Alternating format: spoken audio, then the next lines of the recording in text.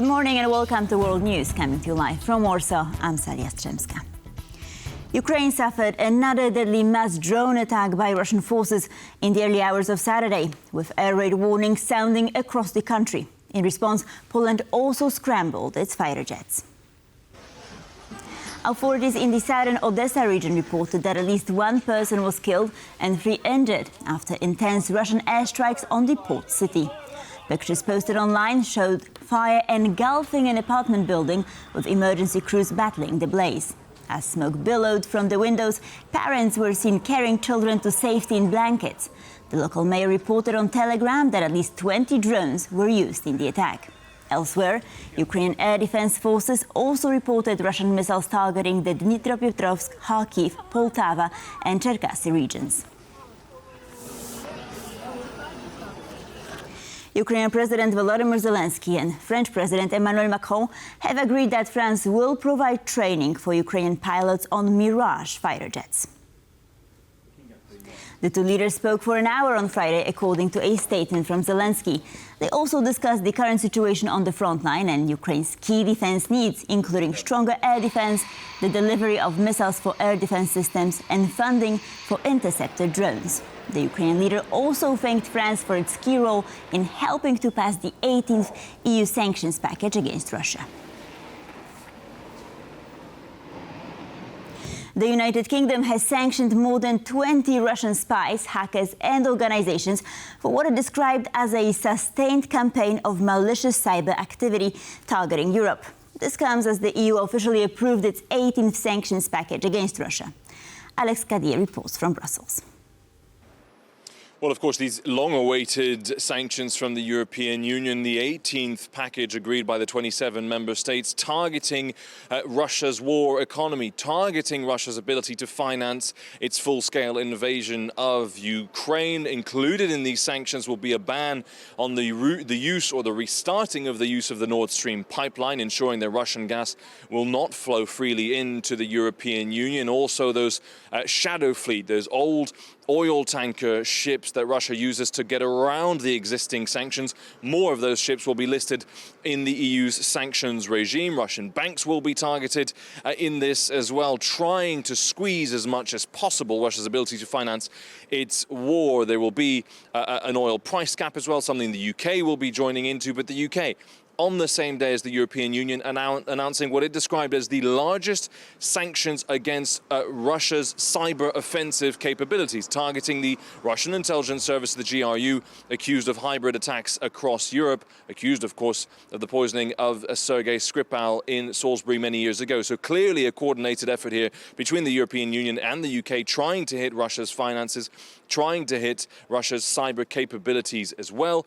A pressure, of course, being applied while we wait for those 50 days set by Donald Trump to see if the US president will join in putting pressure on Russia. For now, Europe and the UK stepping up. In Brussels, I'm Cadier for TVP World. The finance ministers of Germany, the Netherlands and Sweden say they oppose joint EU borrowing plans to help fund the bloc's €2 trillion 2028 to 2034 spending plans. Speaking on the sidelines of a G20 meeting in South Africa, the Dutch finance minister said the proposed budget was too large and described it as dead on arrival. The European Commission on Wednesday proposed a €2 trillion 7-year EU budget, placing a new emphasis on economic competitiveness and defence. Common borrowing was first used by the EU to help countries pay for the recovery from the coronavirus pandemic. Germany's finance minister, Lars Klingbeil, said the EU had used joint debt in a crisis situation, but it was not an appropriate mechanism to fund the bloc's finances now. This competitiveness fund funding the strategic technologies that we need. The UK and the EU have agreed to lower the price cap on Russian crude oil in order to further cut its war revenues. The new cap drops the price from $60 to just under $48 per barrel. We have taken these steps in conjunction with our allies in the European Union. So this is not Britain acting alone. This is a partnership with our European allies to put maximum pressure on Russia and reduce their ability to fund their war effort. The oil price cap that's been in place since 2022 has already had an impact on reducing Russian oil revenues. But today we are going further to support Ukraine and to put pressure on Russia. US President Donald Trump said the American government has some big deals to announce soon. He also added that Washington's tariff policies have opened new trade avenues with countries that, quote, have never been open to trading with the US. We've got trade deals coming out of our ears, right? We had so many trade deals, they're all calling so many, and I really mean this too. It's like, how do you deal with so many? But, I always say when we send out the paper, that was a deal. They don't want the fake news doesn't want to hear that. When I send out the paper that you're paying 35 or 40% tariff, that's a deal. Then they'll call and see if they can make a little bit different kind of a deal, like opening up their country to trade. In some cases, they've never been opened. But we're doing well, and we have a couple of big ones to announce pretty soon, right? Could almost do it today. Maybe we'll say it. Maybe later on we'll do it. A group of European interior ministers, including Poland's Tomasz Siemoniak, has met at Zugspitze, the highest point in Germany, for talks on migration. Our correspondent Cadier was on the ground and has more. Interior ministers of Poland, France, Germany, Austria, Denmark and the Czech Republic have discussed migration here at Zugspitze, the highest mountain peak in all of Germany, to talk about all things migration. They were also joined by the European Commissioner for Internal Affairs and Migration, Markus Brunner. And migration continues to be a very divisive topic in the EU. That's why all these interior ministers decided to meet here on this mountain peak covered now in clouds and fog to talk about this pressing issue.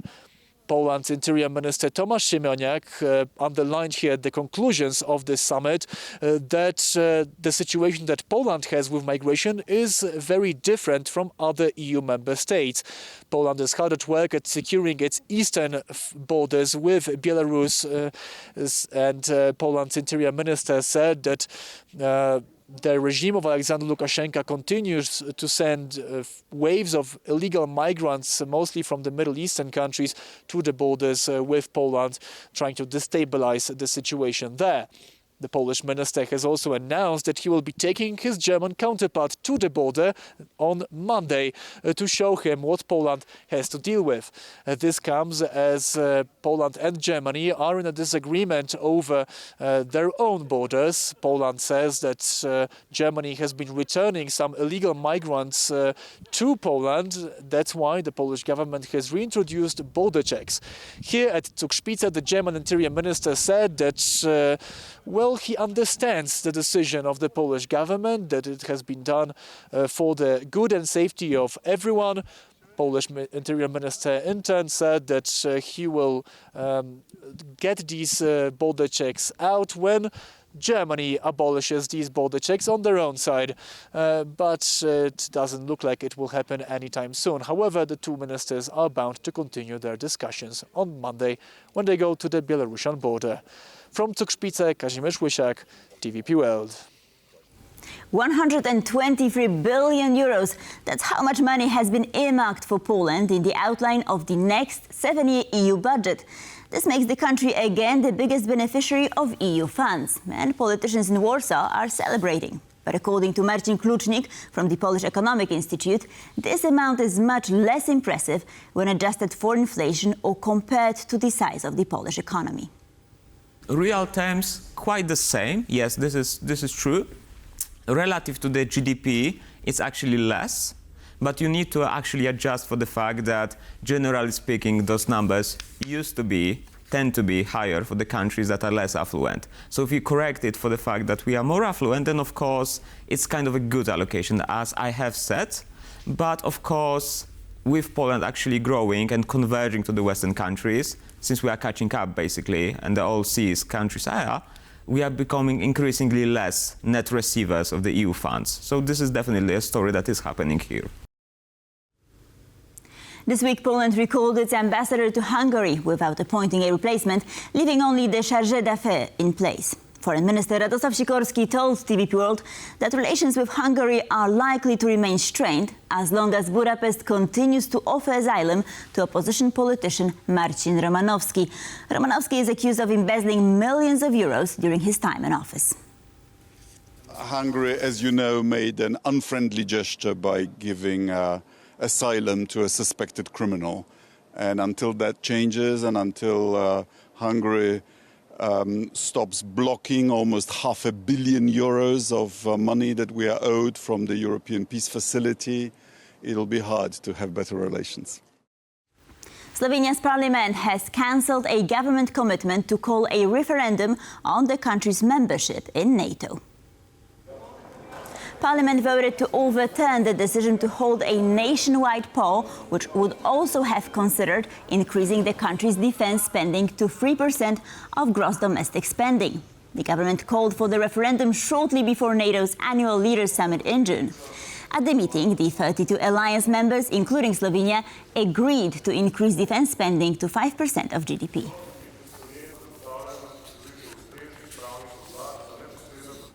With up to 20 million Poles living abroad, the Polonia camp was created to help young members of the Polish diaspora connect with their roots. Held in Warsaw, it offers cultural activities, language lessons, and information about studying in Poland. Piotr Miszczuk and Aleksandra Szarek report. Nearly 1,000 young Poles living abroad came to Warsaw from all around the world to take part in the Polonia camp. They had the chance to learn more about Polish history and culture, play Poland-themed games, and even strike their own coins.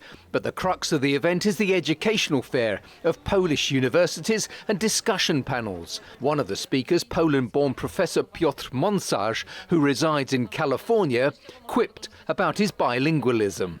Do I dream in Polish or in English? I don't know. I dream about the combination of those two cultures, allowing Poland to be member of G7 in 5 years, hopefully G4, G5 in 10 years. That's my combination of languages. The youngsters were also visited by Polish Foreign Minister Radosław Sikorski, who shared an important message with them. I also once was a young Polish person living abroad myself, so I want to tell these young people that it's worth coming back to the country, that being Polish is an asset, a boost, also in your professional life, and that Poland will always warmly welcome them back. The unique event will wrap up on Sunday. The northern Polish town of Malbork is gearing up for a major historical event. This weekend, from July 18th to 20th, it is hosting the Siege of Malbork, one of the biggest historical reenactments in Poland. 3 days in the heart of a medieval fortress, hundreds of reenactors, powerful emotions and special attractions for the whole family.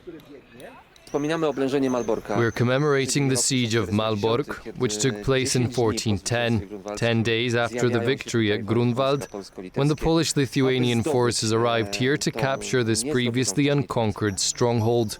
Realistic shows, historical displays and a live history lesson attract thousands of visitors from Poland and abroad every year. There are plenty of program highlights, but perhaps the most exciting is the nightly adventure at the castle, a chance to experience a glimpse of life as it once was within these walls. You can peek into the infirmary where a wounded brother of the order is being treated, visit the refectory, and enter the palace of the Grand Masters, where dignitaries are debating defense strategies. Against the backdrop of the massive castle walls, scenes of the siege will unfold with hundreds of reenactors, horses, war machines and pyrotechnics. But the reenactment is not just about battle. It also tells the stories of people, their emotions and the tough choices they had to make during wartime, according to the organizers. And with this we conclude our news recap, but don't go away, World Talks coming up next. We're going to discuss Ukraine.